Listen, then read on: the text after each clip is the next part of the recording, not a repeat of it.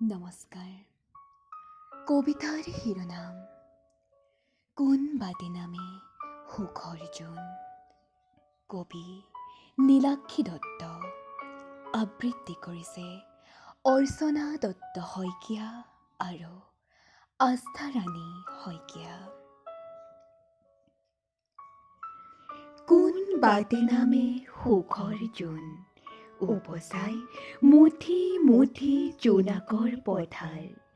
ক'ত লুকাই আশাৰ কৃষ্ণ চতুৰ্দশী, কেতিয়া হেঁপাহে বাগৰ সলাই। আশাবোৰ মৰহে এৰি যোৱা নদীৰ সুঁতি, ক্ষয়িষ্ণু ভাৱবোৰে কেনেকৈ হেৰুৱাই ভাৱৰ বিলাসিতা অথবা হৃদয়ৰ কোমলতা। ভাল পাওঁ বুলিলেই জানো সকলো শেষ হয়?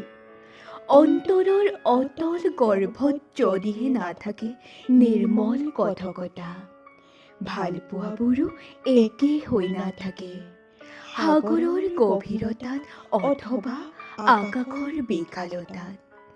হৃদয়ো হয়তো কেতিয়াবা অসহায় হয়।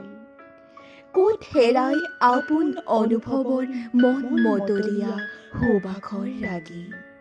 কোন দিশে পোৱা যায় আপোনত্বৰ কবচ অক্ষয় ভাণ্ডাৰ।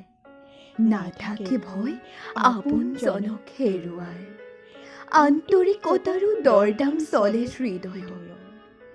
আন্তৰিকতাৰ বজাৰত সঁচা মৰম অকৃত্ৰিম ভালপোৱা কফিনত সোমাই।